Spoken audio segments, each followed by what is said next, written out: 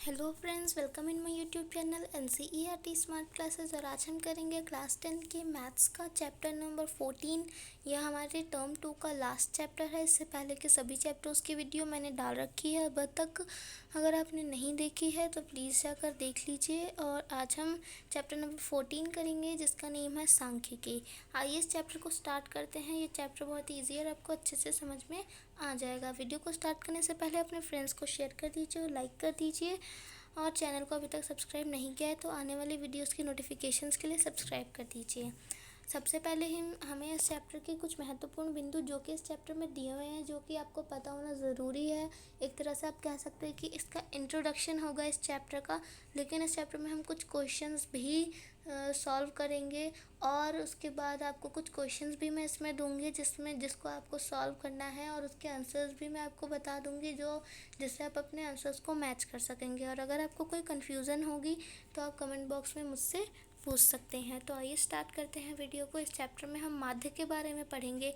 माध्य क्या होता है? अवर्गीकृत आंकड़ों का माध्य मतलब जब हमें जो डाटा है वो ग्रुप में नहीं दिया होता तो उसे हम इस फॉर्मूले से निकालते हैं। लेकिन अगर हमें डाटा ग्रुप में दिया हो, मतलब कि क्या हो सर, 0 से 5 तक, 5 से 10 तक, 10 से 15 तक, तो ये अगर आपको डाटा ग्रुप में दिया होता है तो आप माध्य कैसे निकालते हो? माध्य का मतलब क्या होता है? बीच का।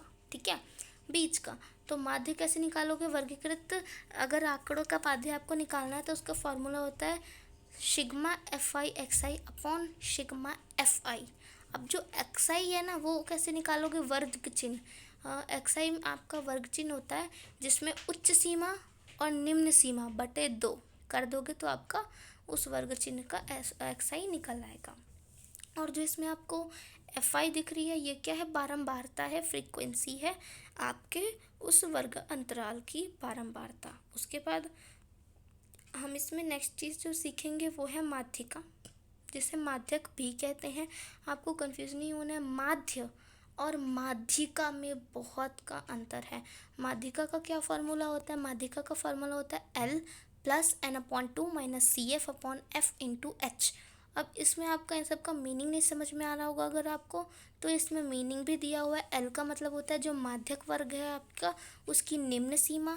CF का मतलब होता है जो माध्यक वर्ग है उसके ऊपर वाली संचयी बारंबारता को CF के द्वारा दर्शाते हैं। F का मतलब होता है जो माध्यक वर्ग है उसकी बारंबारता, फ्रीक्वेंसी। N का मतलब है बारंबारताओं का योग, टोटल। ठीक है, योग। और H का मतलब होता है वर्ग माप की, जो आपको वर्ग अंतराल दिया है उसमें कितने का डिफरेंस है। जैसे 0 और 5, तो इसका वर्गमाप क्या होगा? इसका वर्गमाप 5 होगा। इसमें 5 का डिफरेंस है ना। आइए आगे बढ़ते हैं। उसके बाद हम नेक्स्ट चीज़ जो इस चैप्टर में सीखेंगे वो है बहुलक। ठीक है, बहुलक क्या होता है? बहुलक का फॉर्मूला होता है L+F1 - F0 upon 2F1 - F0 - F2 into H। अब ये सारी चीज़ें क्या होती हैं? L वो तो आपको, जब L माध्यक की बात हो रही है तो वो माध्यक वर्ग की निम्न सीमा है। अगर बहुलक की बात हो रही है तो L क्या है? बहुलक वर्ग की निम्न सीमा है। F0 क्या है? बहुलक वर्ग के पहले वर्ग की बारंबारता, फ्रीक्वेंसी, यानी जो आपका बहुलक वर्ग है उसके ऊपर वाली बारंबारता को F0 कहते हैं। F1 किसको कहते हैं? बहुलक वर्ग की बारंबारता को। और F2 किसको कहते हैं? ऑब्वियसली बहुलक वर्ग के बाद वर्ग की बारंबारता को। और H तो हमने अभी बताया मैंने आपको, वर्ग माप को कहते हैं। अब ये जो माध्य है, माध्यक है और बहुलक है, इसमें संबंध क्या है? ये भी बहुत इम्पोर्टेंट है, आपको ध्यान में रख कर चलना है। इनके बीच एक क्वेश्चन ज़रूर आ सकता है। इनके बीच में संबंध ये है कि 3 माध्यक बराबर है बहुलक जमा 2 माध्य। क्या होता है? रिपीट करा रही हूँ, 3 माध्यक बराबर है बहुलक जमा 2 माध्य। ठीक है। अब यदि वर्ग अंतराल सतत ना हो तो उन्हें सतत बनाने के लिए, मतलब कि अगर वो सीरियल वाइज ना बढ़ रहे हो तो उन्हें सीरियल वाइज करने के लिए क्या करते हैं? जो निम्न वर्ग सीमा है उसमें 0.5 माइनस कर देंगे और जो ऊपरी वर्ग सीमा है उसमें 0.5 प्लस कर देंगे। ठीक है। उसके बाद हमें इस चैप्टर में कुछ उदाहरण दिए हुए हैं, आइए उसको सॉल्व करते हैं। वह वर्ग अंतराल ज्ञात कीजिए जिसका वर्ग चिन्ह 15 और वर्ग माप 10 है। वर्ग चिन्ह कितना है? 15 है। ये 2 अंक के क्वेश्चन में आ सकता है। तो निम्न सीमा 15 हो जाएगी, है ना। और वर्ग माप कितना है, 10 है, तो 10/2 करेंगे तो क्या होगा, 15 माइनस 5। अब इसकी निम्न सीमा क्या है, आपको पता है निम्न सीमा जमा ऊपरी सीमा बटा 2 से हम करते हैं, है ना। तो हमारा जो वर्ग चिन्ह बनेगा वो बनेगा 15 से 5, जिसमें कितने का वर्ग माप है, 10 का वर्ग माप है।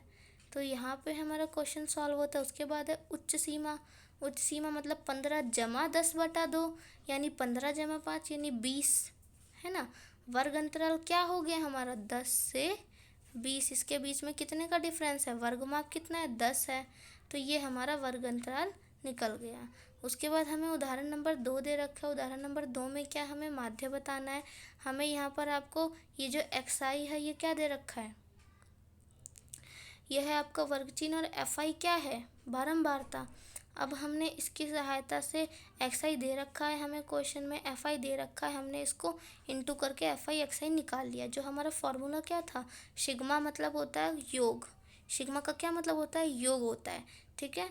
तो हमने fi xi का योग पता कर लिया और fi का योग पता कर लिया, यानी 600/30। तो जो हमारा माध्य है वो कितना आ जाएगा, 20 आ जाएगा। हमारा आंसर कितना आ जाएगा, 20। उसके बाद हमें उदाहरण नंबर 3 दे रखा है। इसमें हमें कह रहा है कि आंकड़ों को सतत वर्गीकृत बारंबारता बंटन में बदलिए। मतलब ये सतत एक रूप से नहीं बढ़े, 30 से कम, 20 से कम, 40 से कम, 50 से कम, इस प्रकार से बढ़ रहा है। तो इन्हें सतत बनाने के लिए हमें क्या करना है, इसे सतत वर्गीकृत बारंबारता में बदलना है ना। तो विद्यार्थियों की संख्या की बारंबारता भी हमें दे रखी है। अब हम इसके अंक को और विद्यार्थियों की संख्या को हम वर्गीकृत बारंबारता बंटन में बदलेंगे, ठीक है। तो इस प्रकार से हमारा 0 से 20 हो जाएगा, 8 विद्यार्थी है। 20 से 30, 13 थे, 13 में से 8 घटाएंगे, 5 विद्यार्थी आ जाएंगे। 30 से 40 में कितने दे रखे थे, टोटल 19 थे। अब जो 30 तक है वो 13 है, तो 30 से 40 के पता करने के लिए हम 19 में से 13 घटा देंगे, यानी 6 हो जाएगा। तो इस प्रकार से हमारी जो विद्यार्थियों की संख्या है वो हम पता लगा लेंगे। उदाहरण नंबर 4 में हमसे क्या है, माध्य बताना है हमें निम्न आंकड़ों का। माध्य के लिए कौन सा, सबसे पहले हम इनका टेबल बनाएंगे। टेबल बनाने के लिए हमें किन किन चीज़ों की जरूरत होती है, वर्ग चिन्ह, वर्ग अंतराल बनाने की, fi यानी बारंबारता बनाने की, और xi मतलब वर्ग चिन्ह बनाने की। उसके बाद हमें एक कॉलम बनाना होता है fi xi, जिसमें हम fi और xi का गुणा करके लिखते हैं। तो इस प्रकार से हमने आपको बनाना है। इसमें आपको क्या करना है, सिग्मा fi निकालना है। फॉर्मूले में आपको किस चीज़ की ज़रूरत होती है, सिग्मा fi xi की और सिग्मा fi की। तो fi xi का जोड़ और fi का जोड़ निकाल लेंगे आप। fi का जोड़ 20 आएगा और जो सिग्मा fi xi है उसका जोड़ आएगा 162। अगर आप इसे फॉर्मूले में पुट करेंगे तो जो माध्य पौधे हैं वो कितने आएंगे, 1.8.1 पौधे आएंगे। उसके बाद आपको उदाहरण नंबर 5 दे रखा है, यदि निम्नलिखित आंकड़ों का माध्य 50 है तो p ज्ञात करिए। इसमें जो p है वो लुप्त है, हमें क्या ज्ञात करना है, लुप्त बारंबारता ज्ञात करनी है ना। तो वर्ग अंतराल हमें दे रखा है और हमें माध्य दे रखा है 50 है, हमें लुप्त बारंबारता ज्ञात करनी है। तो इसके लिए हमारा जो सिग्मा fi आएगा वो क्या आएगा, 92 + p, और सिग्मा fi xi कितना आएगा, 5160 + 30p। अगर हम इसे फार्मूले में पुट करेंगे इनके मान को, है ना, तो p की वैल्यू हमें नहीं पता है, p की वैल्यू नहीं पता है, तो हमें p का मान निकालना है। p के मान निकालने के लिए हम उन सारी चीज़ों को क्या करेंगे, पहले तो हम इसमें सारी चीज़ों को एक साइड ले आएंगे, विदाउट p वाले को और p वाले को, ठीक है। अब 50p में से अगर 30p माइनस कर देंगे 20p आ जाएगा, और अगर हम 5160 में से 4600 माइनस कर देंगे तो 560 आ जाएगा। अब p को ज्ञात करने के लिए 20 को नीचे ले जाएंगे और 560 को 20 से डिवाइड करेंगे तो p का मान कितना आ जाएगा, 28 आ जाएगा। यानी कि जो हमारी लुप्त बारंबारता थी वो कितनी थी, हमारी लुप्त बारंबारता थी 28, ठीक है। अब निम्नलिखित तालिका में दिए गए आंकड़ों का माध्यक ज्ञात करो। अब हमें क्या ज्ञात करना है, अब हमें माध्यक ज्ञात करना है। माध्यक का फॉर्मूला लगाएंगे। माध्यक में हमें बस एक एक्स्ट्रा टेबल बनानी होती है CF की, जैसे संचयी बारंबारता कहते हैं। मतलब कि 5 है, 5 में 6 जोड़ोगे तो यहाँ 11 आ जाएगा, फिर 11 में 4 जोड़ोगे 15 आ जाएगा। इस प्रकार से हम जो संचयी बारंबारता की जो कॉलम होती है वो हमें बनानी होती है। इसमें हमें क्या पता होना चाहिए, L जो है 60 है, N है 45 है, CF 22 है, H यानी कि वर्ग की माप 5 है, और F यानी कि बारंबारता 16 है। अब हम यहाँ पे माध्यक का फॉर्मूला लिखेंगे, उसमें वैल्यूज़ को पुट करेंगे तो जो हमारा माध्यक है वो कितना आएगा 60.16 आएगा। ठीक है, उसके बाद हमें दे रखा है उदाहरण नंबर 7। इसमें क्या कह रहा है, हमें x और y का मान बताना है। यदि कुल विद्यार्थियों की संख्या 100 दे रखी है और माध्यक भी दे रखा है 32। जब भी आपसे क्वेश्चन में पूछा जाता है कि लुप्त बारंबारता बताइए, तो आपको माध्यक या जो भी चीज़ जिस भी फॉर्म में दे रखा है माध्यक बहुलक माध्यक वो ज़रूर दिया होगा, इसका ध्यान रखना है। अब माध्यक में आपको पता है कि केवल एक एक्स्ट्रा कॉलम बनाना होता है, किस चीज़ का, संचयी बारंबारता का। अब आपने बना लिया 10 प्लस एक्स, फिर 35 plus x, 65 plus x, 65 plus x plus y, फिर 10 जोड़ देंगे तो 75 प्लस एक्स प्लस वाई। यानी कि आपको क्या दे रखा, बच्चों की कुल संख्या का योग 100 दे रखा, तो आपको एक ये समीकरण यहाँ पे प्राप्त होता है। अब जो माध्यक वर्ग है वो कौन सा प्राप्त होगा, माध्यक वर्ग होगा 40 से 50। ठीक है, अब L जो है वो 30, N जो है वो 100 आपको क्वेश्चन में दे रखा है, CF 35 प्लस एक्स और F 30 और H जो है हमारा 10 होगा। तो माध्यक का फॉर्मूला लगा देंगे L plus n upon 2 minus CF upon F into H, ये होता है आपका माध्यक का फॉर्मूला। अब अगर आप इसकी वैल्यूज़ को रखेंगे, इसको तो आपको सॉल्व करना पड़ेगा, है ना। अगर आप इनकी वैल्यूज़ को रखेंगे और अगर आपको कैलकुलेशन में कोई प्रॉब्लम आती है तो आप कमेंट सेक्शन में मेरे से पूछ सकते हैं। ठीक है, उसके बाद अगर आप इसको इनकी वैल्यूज़ को इसमें पुट करेंगे तो जो आपकी x की वैल्यू है वो 9 आएगी।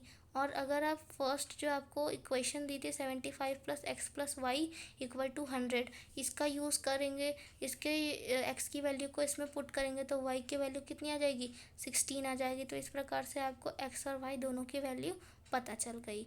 उसके बाद उदाहरण नंबर 8 में हमसे कह रहे हैं 30 बच्चों द्वारा प्राप्त अंक दिए हुए हैं, हमें बहुलक ज्ञात करना है। अब हमारा नेक्स्ट जो तीसरी अच्छी चीज़ है वो क्या है, बहुलक। अब हमें बहुलक निकालना है। बहुलक के लिए एक भी कॉलम आपको बनाने की ज़रूरत नहीं पड़ती है, केवल माध्यम में आपके 1-2 कॉलम बनते हैं, माध्यक में बस एक बनता है और बहुलक में एक भी नहीं बनता। आपको जो चीज़ दी हुई है आपको उसी में से चीज़ों का बस पता लगाना होता है। अब आपको जो टेबल दी हुई है उसमें बारंबारता सबसे अधिक किसकी है, 12 की, तो बहुलक वर्ग 20 से 30 हो जाएगा। निम्न सीमा 20 है, वर्ग की माप 10 है, बारंबारता FI क्या है 12 है, F0 5 है और F2 कितनी है 8 है। अब अगर आप इसमें बहुलक का फॉर्मूला लगाते हो और इन सभी वैल्यूज़ को इसमें पुट करते हो तो आपका जो बहुलक है वो 26.36 आएगा। ठीक है, अब हमारा उदाहरण नंबर 9 आता है। ये 3 अंक का प्रश्न है, इंपॉर्टेंट है। इसमें आपको बहुलक दिया हुआ है और x का मान बताना है। तो वर्ग अंतराल दिया हुआ है, इसमें मैंने आपको बताया था कि एक भी कॉलम बनाने की आपको ज़रूरत नहीं पड़ती है। तो इसमें L 50 है, F0 10 है, F1 16 है और F2 आपको निकालना है जो x है, और x आपको h दे रखा है 10। अब आप फॉर्मूला लिख दोगे बहुलक वर्ग का, उसके बाद इन सभी वैल्यूज़ को पुट करोगे इसमें और x को अलग रख कर चलोगे तो जो आपकी x की वैल्यू है वो कितनी आ जाएगी, 14 आ जाएगी। 14 आ जाएगी। आपको क्या लुप्त बारंबारता बतानी थी जो आपने बता दी, तो ये आपका हो जाएगा आंसर। उसके बाद हमको उदाहरण नंबर 10 दे रखा है। उदाहरण नंबर 10 में क्या बोल रहा है, बहुलक 80 है और माध्य 110 है तो माध्यक ज्ञात कीजिए। इसमें आपको कौन सा संबंध वाला फॉर्मूला लगाना है, वो संबंध क्या था, 3 माध्यक बराबर बहुलक जमा 2 माध्य, ये आपका संबंध है। अब अगर आपको इनकी वैल्यूज़ को पुट करेंगे, हमें माध्यक बताना है, बहुलक 80 दिया हुआ है और माध्यक 110 दिया हुआ है, तो आपका माध्यक फॉर्मूले के हिसाब से 100 आ जाएगा। उसके बाद आपको प्रैक्टिस के लिए इसमें कुछ इंपॉर्टेंट क्वेश्चंस दिए हुए हैं, आपको इनकी प्रैक्टिस करनी है। आप इसका स्क्रीनशॉट ले सकते हैं और इनकी प्रैक्टिस कर सकते हैं। ये सभी क्वेश्चंस आपके एग्ज़ाम के लिए इम्पॉर्टेंट है। इन सभी क्वेश्चंस की आपको अच्छे से प्रैक्टिस करनी है। ये क्वेश्चन जो है बहुत ही ज़रूरी है और आपको करना ज़रूरी है। और इसमें लास्ट में आंसर भी दिए हुए हैं, आप इसका भी स्क्रीनशॉट ले सकते हैं और उसके बाद अपने आंसर्स को इससे मैच भी कर सकते हैं। ठीक है, ताकि आपका जो क्वेश्चन है उसको आंसर निकालने में आपको ज़्यादा प्रॉब्लम ना हो। तो यहाँ पे मैंने आपको अभ्यास प्रश्नावली के लिए कुछ क्वेश्चंस भी दे दिए और हमने बहुत सारे एग्जाम्पल्स को भी, तरह तरह के एग्जाम्पल्स को भी डिस्कस कर लिया। और इस चैप्टर में जो भी इम्पोर्टेंट चीज़ें माध्य, माध्यक और बहुलक थी, हमने उन सबको भी डिस्कस कर लिया और उनके बीच में जो संबंध था हमने वो भी पढ़ लिया। तो यहाँ पे हमारा ये जो चैप्टर है वो कंप्लीट होता है। आई होप आपको ये वीडियो अच्छे से और ये चैप्टर आपको अच्छे से समझ में आ गया होगा। तो नेक्स्ट वीडियो में नेक्स्ट सब्जेक्ट के साथ मिलते हैं। Bye bye, take care.